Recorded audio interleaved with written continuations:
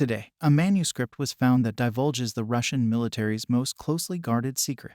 This notebook, which was confiscated from a Russian base, has thrown the Kremlin into a state of. The Ukrainian intelligence service is currently studying this notebook, so the question is, what was in this notebook? Why is keeping this notebook such a priority? Can a notebook really alter the way a conflict plays out? Let's get underway. The Russian army was forced to retreat. The Russian military was hastily preparing to attack Ukraine. The Russian force was unable to keep control of the occupied territories because they did not know how to. The Ukrainian force was disengaging from the battle in an orderly fashion. The Russian army's advance continued all the way up until it reached the west side of the Dnipro River. Following that, the Ukrainian army was in a position to acquire a strategically strong offensive. The Russian army was forced to retreat after suffering significant casualties. As a direct result of the actions taken by the Ukrainian army, the Russian force withdrew from the majority of the territories that it had occupied. The Ukrainian force was able to retake control of a significant number of towns and city centers during these ongoing activities. The Russian army lost the lives of 150,000 of its soldiers, who is being held in prisons. The Ukrainian army conducted these activities with a great deal of cunning and skill. It carried out unexpected operations, leaving the Russian force defenseless on many fronts, which led to its defeat. In particular, operations were carried out against Russian bases that housed ammunition, stockpiles, and the ammunition used by the Russian army was captured as a result of these operations. The Russian sites held a variety of supplies in addition to the ammunition that the Ukrainian military searched for. These bases were searched, and a significant amount of information regarding the Russian military's top-secret battle plans was found there. It was particularly fascinating to learn that the Russian bases each had their very own prison hidden away in, who then was incarcerated inside the institutions that were located within the Russian bases. The prison documents revealed everything. Russia's goal during this period was to establish its control over the cities. It had occupied each occupied city, received a new governor, and those governors immediately started issuing orders to the Ukrainian citizens who had remained in the city after it was taken. No one listened to the governor that Russia had nominated, and they did not carry out his instructions. As a result of this, the governor of Russia requested that key city officials such as the head of police and the mayor be taken into custody. Their families were also taken captive by Russian military. Along with them, the Russian governor demanded that the influential citizens of the city acknowledged his authority before he would free them and their families. However, these people who had been kidnapped stated that they would not collaborate with the governor. The records that were discovered within the prison provided the identities of these individuals, but the majority of jails and institutions were vacant. It is believed that Russian military personnel were responsible for these. Ukrainian soldiers uncovered documents that detailed war crimes perpetrated by Russian soldiers. During the conflict, Russian officers made a particular point of documenting how ill-disciplined and violent the Wagner soldiers and Chechen soldiers were. The documents documented instances of rape and attacks on Russian soldiers that occurred during this time period. The Ukrainian army attacked Russian troops in the midst of the Russian army's preparations to initiate attacks on Ukrainian territory. To commemorate the first anniversary of the war, the Ukrainian army launched a series of attacks against the Russian army through a series of coordinated assaults. The Ukrainian army was successful in destroying key strongholds held by the Russian attack. The anniversary of the conflict led to an escalation of hostilities, which in turn led to an increase in the number of casualties suffered by the Russian occupiers. Over 1,000 Russian soldiers, dozens of vehicles, and tons of equipment were lost by the Russian army in just 2 days. It is abundantly obvious that the Ukrainian armed forces place a high priority on important holidays and special occasions, as evidenced by the spectacular operations that were carried out by the Ukrainian army on New Year's Day 2023. The Russian army, which had incurred losses of hundreds of soldiers and tons of ammunition in the Machai, YK, and Zaporizhzhia regions, experienced the same fate on the anniversary of the war in the first few hours of 2020. Let's take a look at the specifics of these assaults as a group. The Ukrainian forces launched 14 separate assaults. In a post that was published on the anniversary of the war, which was on February 24, 2023, the General Staff of the Armed Forces of Ukraine announced that they had carried out a total of 14 attacks on important points belonging to the Russian invaders. These attacks were carried out across the country. Although the General Staff did not disclose the regions where the attacks were carried out, it is estimated that these regions are the cities in Donetsk and Luhansk, which are where the conflict is raging, because Russian invaders have been making repeated attempts to take control of these regions for several months. But the Ukrainian army's effective defense and offensive operations have prevented the Russian invaders from achieving their objective. In a statement, the General Staff of the Ukrainian Armed Forces said that their aviation had carried out 14 strikes in a single day on the regions where the invaders had concentrated their personnel and military equipment.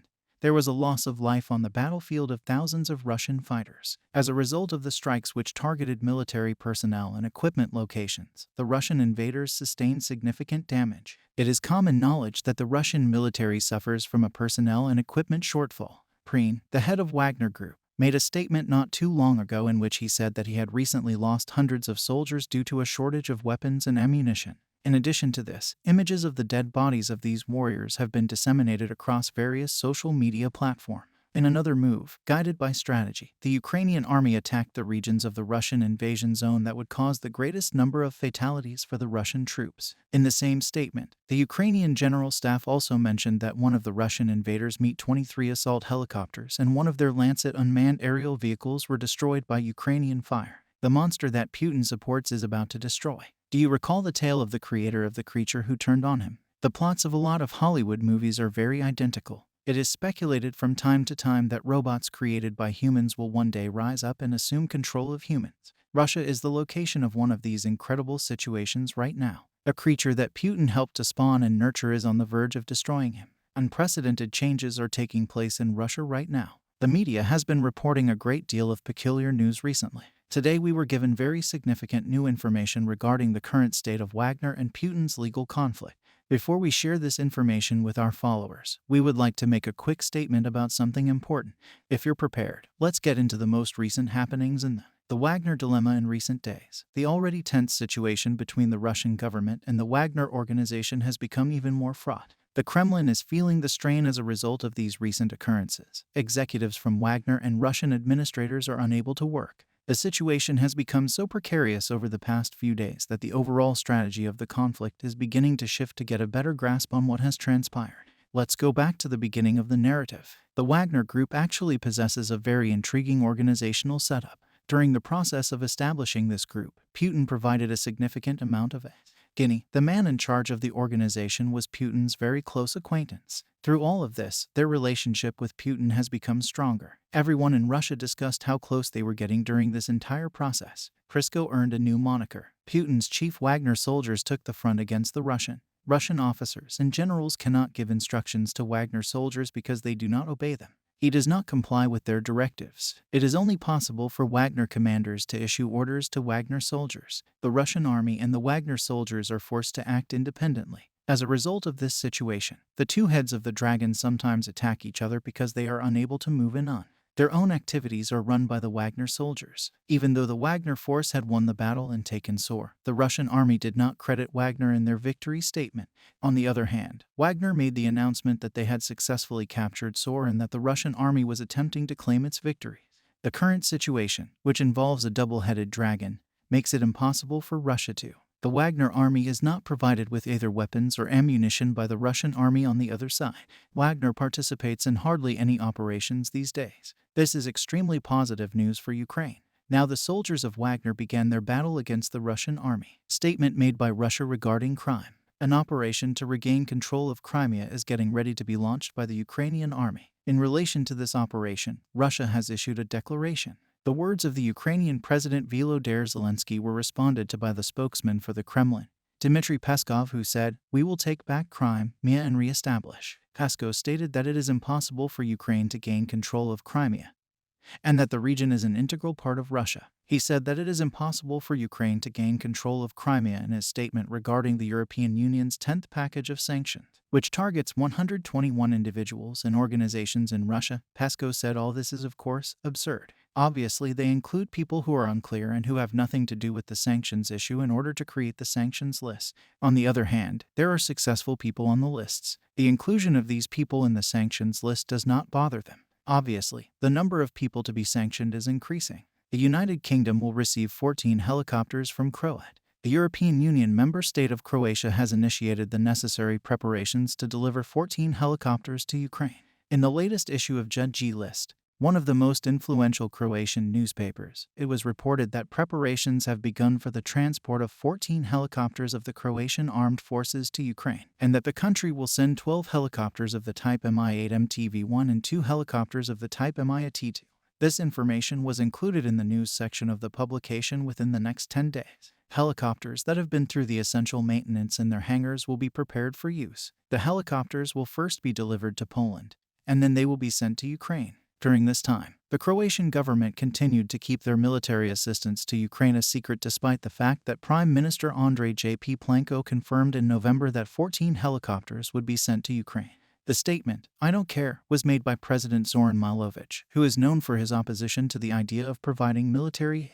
There were a total of 300 Russian aircraft shot down by Ukraine. A Russian warplane was brought down by the Ukrainian armed forces close to the town of Avdiivka in Donetsk.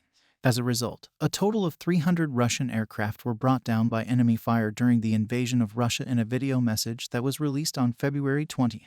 President of Ukraine Volodymyr Zelensky thanked the Ukrainian army for shooting down the aircraft. Since the beginning of the invasion attempt 1 year ago, Russia has reportedly lost a total of 300 airplanes, according to a statement that was released by the Ukrainian General Staff on February 26, 2023. On February 26, 2023, it was reported by the Ukrainian General Staff that Russian forces actively used tactical aviation in the area of Avdiivka and other towns in the city of Donetsk. During its invasion of Russia, the Ukrainian army suffered losses totaling 148,690 soldiers, 6,621 armored combat vehicles, 3,385 tanks, and 248 unmanned aerial vehicles (UAVs). Insurgents from Belarus launched an assault against Russia, which resulted in an explosion. As a result of the explosion that took place at the airport in Belarus, the Russian warplane was rendered inoperable. Explosions took place at the Mali military airfield, which is located approximately 12 kilometers from Minsk, the capital city of Belarus. The Russian A-50 Shal-type airborne early warning and control aircraft that was at the airport was reportedly damaged as a result of 2 explosions.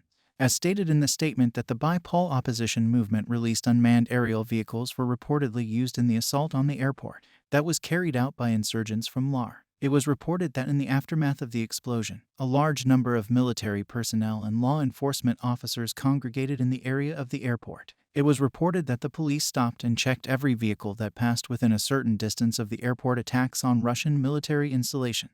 In the most recent few months, Russian military bases have been the locations of multiple explosions. At the bases in Kursk, RZA, and Engels, there were reports of explosions. The body of oil and gas tycoon Ravnako was discovered in Russia. The body of Czeslaw Ravnako, who was one of the wealthiest rulers in Russia and the son-in-law of Boris Yeltsin, was discovered in his residence in Moscow on the Olivo-Osko Highway in Moscow. The body of Ravnako was discovered inside his. As a result, SLA Nako became the 8th oil and gas tycoon and the 11th Russian top corporate executive to be discovered dead under mysterious circumstances since the beginning of the year 2022. Ravnako was not only the founder of Euros Energy Envy, but he also served as a director of Fuel Union and was a partner in an oil trading company that was based in Belgium. The fighting in Bakhmut and Aladar is still going. The Russian military forces are continuing their assaults. The most recent statements claim that Russian soldiers have increased their assaults on 2 cities.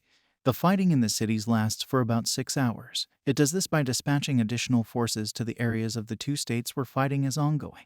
The Ukrainian forces launched an assault on the Russian convoy in Abla. Mines were planted in the areas through which the convoy of 120 vehicles would travel. The Russian battleships triggered explosions when they came into contact with the mines. Mortar shells struck the fleeing Russian soldiers as they were on the run.